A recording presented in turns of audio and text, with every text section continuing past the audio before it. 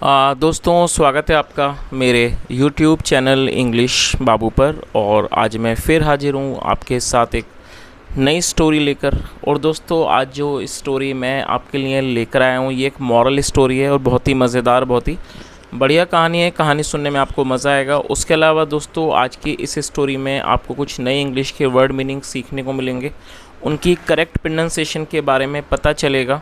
और हमेशा की तरह जो इसका ग्रामर का पार्ट है उसे बिल्कुल डिटेल में कवर करेंगे, तो एक एक स्ट्रक्चर को आप बड़ी आसानी से सीख पाएंगे। तो चलिए दोस्तों, आज की इस कहानी को हम शुरू करते हैं। और सबसे पहले कहानी का टाइटल देखते हैं। कहानी का टाइटल है द लॉयंस बैड ब्रीद। क्या मतलब हुआ दोस्तों? लॉयन का मतलब होता है शेर, और यहाँ लॉयन के बाद एपिस्ट्रॉफी एस है जिसका अर्थ होता है का की के। जब हम किसी नाम या व्यक्ति के साथ कुछ जोड़ना चाहते हैं तो एपिस्ट्रॉफी एस का यूज़ किया जाता है। बैड ब्रीथ का मतलब होता है बदबूदार सांस। तो क्या अर्थ हुआ? द लॉयंस बैड ब्रीथ मतलब कि शेर की बदबूदार सांस। तो दोस्तों, ये आज की इस कहानी का टाइटल है, शीर्षक है। और अब मैं इसे पढ़ना शुरू करता हूँ। आप लोगों से रिक्वेस्ट है, कहानी को बिल्कुल ध्यान से सुने। और यदि आपको कोई नया वर्ड या फिर ग्रामर का नया स्ट्रक्चर देखने को मिले तो आप उसको नोट करें, और यदि कहानी अच्छी लगे तो लाइक ज़रूर करें। तो चलिए इसको शुरू करते हैं। Long ago there lived a lion in a dense forest. क्या मतलब हुआ दोस्तों? ये जो वाक्य है ये पास्ट इंडेफिनिट का अफर्मेटिव वाक्य है।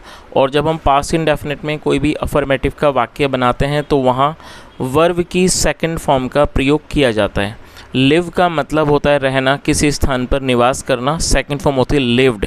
और दोस्तों, डेंस एडजेक्टिव है जिसका मतलब होता है घना। तो इस लाइन का क्या अर्थ हुआ? लॉन्ग अगो, बहुत पहले। There lived a lion in a dense forest मतलब बहुत पहले एक घने जंगल में एक शेर रहता था।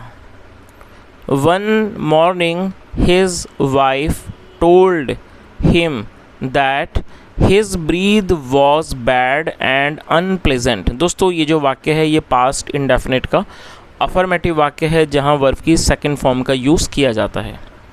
टेल मतलब बोलना, बताना, second form told. One morning एक सुबह, हिज वाइफ उसकी पत्नी ने, टोल्ड हिम उसे बताया, दैट की हिज ब्रीथ उसकी जो सांस हैं, वॉज बैड वो बदबूदार हैं, एंड अनप्लेजेंट। दोस्तों, अनप्लेजेंट का मतलब होता है ऐसी कोई चीज़ जो कि अप्रिय हो, जो कि अच्छी ना हो, उसे अनप्लेजेंट कहा जाता है। तो क्या अर्थ हुआ? एक सुबह उसकी पत्नी ने उसे बताया कि जो उसकी सांस है वो क्या है, वो बदबूदार है और वो बहुत ज़्यादा मतलब कि अरुचिकर है, कह सकते हैं। अनप्लेजेंट है मतलब कि अप्रिय है।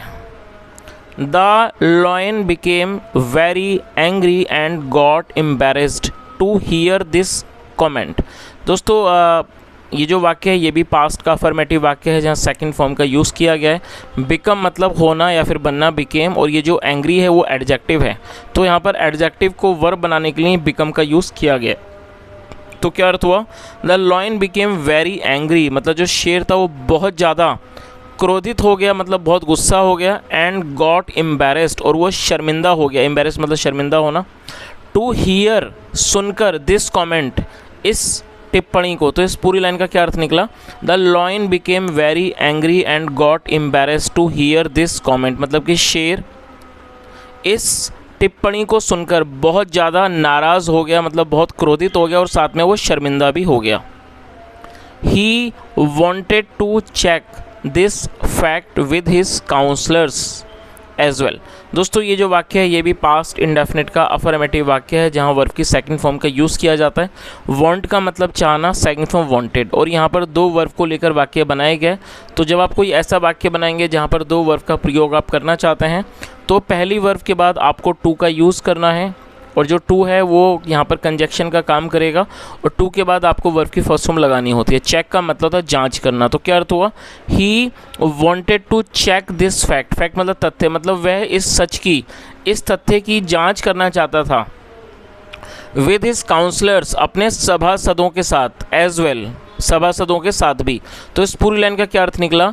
ही wanted to check this fact with his counsellors as well मतलब वह अपने काउंसलर्स के साथ, अपने सभासदों के साथ भी इस तथ्य की जांच करना चाहता था। सो इसलिए ही समन्ड देम, समन का मतलब बुलवाना किसी को, second of summoned, he summoned them, इसलिए उसने उन्हें बुलवाया, 1 by 1 एक एक करके, टू हिज कोर्ट अपने दरबार। तो इस पूरी लाइन का क्या अर्थ निकला, इसलिए उसने उन्हें एक एक करके अपने दरबार बुलवाया। First came the sheep, sheep का मतलब होता है भेड़। और दोस्तों ये भी पास्ट का अफर्मेटिव वाक्य है जहाँ सेकंड फॉर्म का यूज़ किया गया है, कम मतलब आना, second form came. First came the sheep मतलब कि पहले भेड़ आया। हेलो फ्रेंड शीप मतलब कि दोस्त भेड़, हेलो। सेड द लॉयन, शेर ने कहा। ओपनिंग हिज माउथ वाइड, अपने मुंह को बड़ा करते हुए, बड़ा खोलते हुए। टेल मी, मुझे बताओ। If my mouth smells bad, तो उसने क्या कहा, टेल मी मुझे बताओ, if my mouth smells bad, क्या मेरे मुंह से बदबू आती है, क्या मेरा मतलब क्या मेरे मुंह से दुर्गंध आती है। आगे देखिए,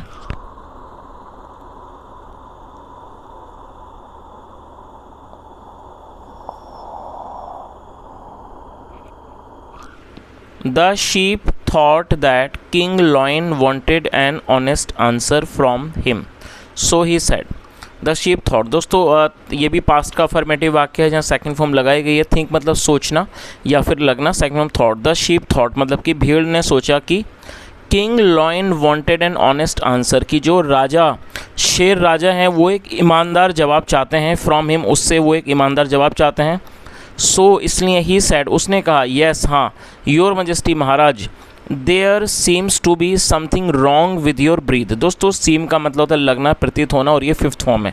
तो उसने क्या कहा, there seems to be something wrong with your breath, मतलब आपकी सांस के साथ कोई गड़बड़ लगती है।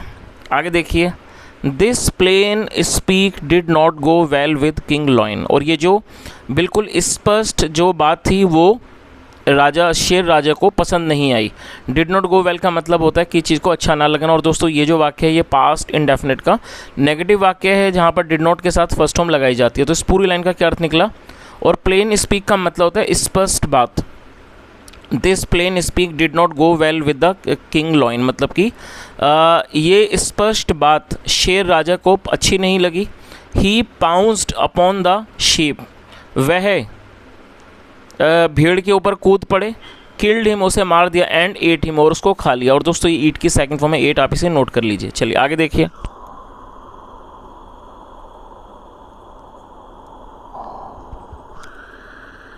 Then king lion called the wolf and said, उसके बाद जो शेर था उसने वुल्फ मतलब भेड़िए को बुलाया और कहा, वॉट डू यू थिंक, तुम्हें क्या लगता है, have I a bad breath, क्या मतलब क्या मेरी जो सांस है, क्या मेरी दुर्गंध वाली सांस है, क्या मेरी बदबूदार सांस है।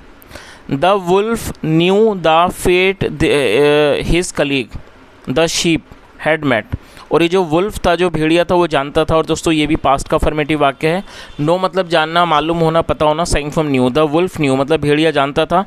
द फेट हिज कलीग मतलब कि उसके जो कलीग की, उसके जो कलीग का मतलब संगी साथी, जो उसके साथी का जो हश्र हुआ था वो भेड़िया जानता था।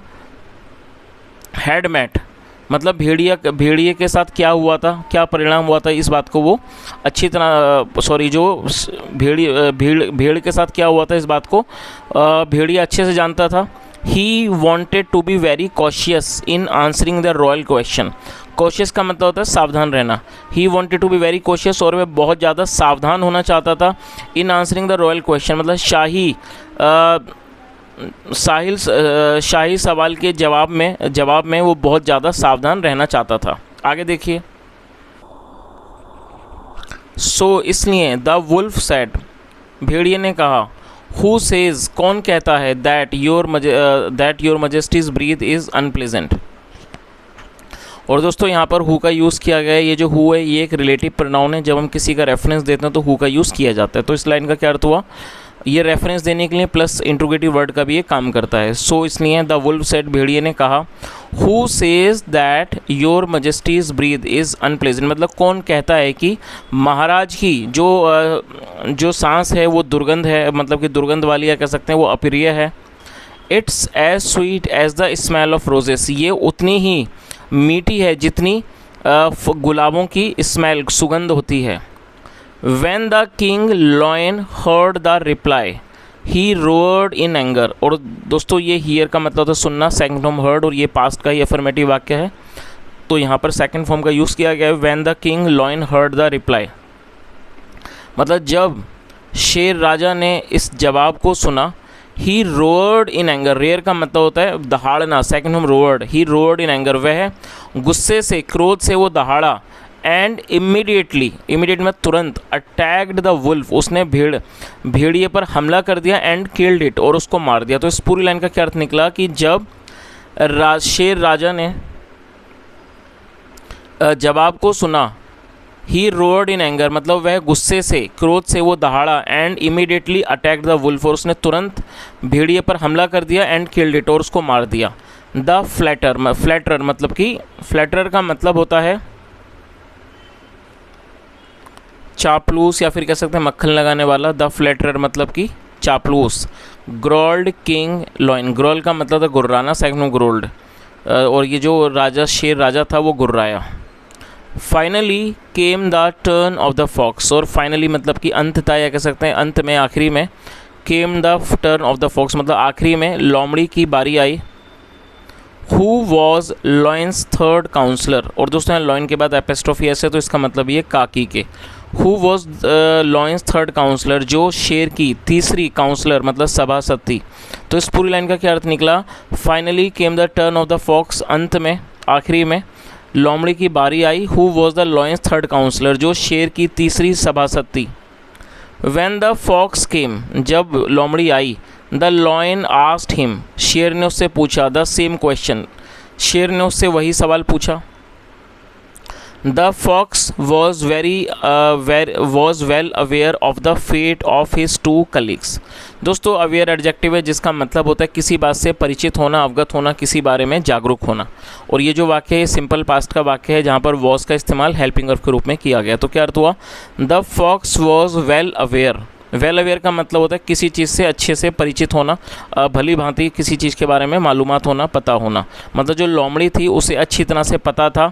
ऑफ द फेट मतलब जो परिणाम का, हश्र का उसको पता था। ऑफ हिज टू कलीग्स मतलब क्या, इस पूरी लाइन का क्या हुआ कि उसे अपने दोनों साथियों के परिणाम का, या कह सकते हैं उनके हश्र के बारे में लोमड़ी को अच्छे से पता था। सो इसलिए ही cuffed and cleared his throat. कफ का मतलब खांसना, वह खांसा एंड क्लियर्ड हिज थ्रोट, और उसने अपने गले को साफ़ किया। अगेन एंड अगेन, बार बार उसने अपने गले को साफ़ किया। एंड देन सेड, और फिर कहा, योर मजेस्टी, महाराज, for the last few days, पिछले कुछ दिनों से, I have been having a very bad cold. दोस्तों ये जो वाक्य है ये प्रेजेंट परफेक्ट कॉन्टिन्यूस का वाक्य है। प्रेजेंट परफेक्ट कॉन्टिन्यूस का मतलब होता है जब हम कोई ऐसा वाक्य बनाते हैं जहाँ पर हम ये दर्शाते हैं कि वर्तमान में कोई क्रिया एक समय विशेष से हो रही है, तो इस तरह के वाक्यों को प्रेजेंट परफेक्ट कॉन्टिन्यूस का वाक्य कहा जाता है, जहाँ पर हैज़ बीन या हैव बीन का यूज़ किया जाता है। और आप देखेंगे हिंदी में से भी आता है, उसके अंदर से के साथ कोई भी समय को मेंशन किया जाता है, जैसा यहाँ पर किया गया। तो इस लाइन का क्या अर्थ हुआ? योर मैजेस्टी, महाराज, for the last few days, पिछले कुछ दिनों से, I have been having a very bad cold, मतलब मुझे पिछले कुछ दिनों से बहुत बुरा सर्दी हो रही है। Due to this, due to मतलब के कारण, ड्यू टू दिस इसके कारण, इस वजह से, आई कांट स्मेल एनीथिंग मैं कुछ भी नहीं सूंघ सकती। प्लेजेंट और अनप्लेजेंट मतलब कि अच्छा या बुरा मैं कुछ भी नहीं सूंघ सकती। The king lion spared the foxes life, और जो राजा, शेर राजा था, उसने और स्पेयर का मतलब होता है छोड़ देना, बख्श देना, उसने लोमड़ी की ज़िंदगी बख्श दिया। कैसे? उसने लोमड़ी के जीवन को छोड़ दिया। चलिए दोस्तों अब इस कहानी का जो मॉरल है वो भी देख लेते हैं। क्या मॉरल है? One should keep quiet in the times of danger. मतलब क्या हुआ इस लाइन का कि खतरे के समय चुप रहना चाहिए। तो दोस्तों ये आज की एक छोटी सी कहानी थी, और यदि आपको आज की कहानी अच्छी लगी हो, मेरा पढ़ाने का प्रयास आपको अच्छा लगा हो, तो आपसे रिक्वेस्ट है आप इस वीडियो को लाइक करें, शेयर करें, चैनल को ज़रूर सब्सक्राइब करें, और यदि आपका कोई सुझाव हो तो कमेंट में बताएं। सुनने के लिए thank you so much. Have a nice day and bye.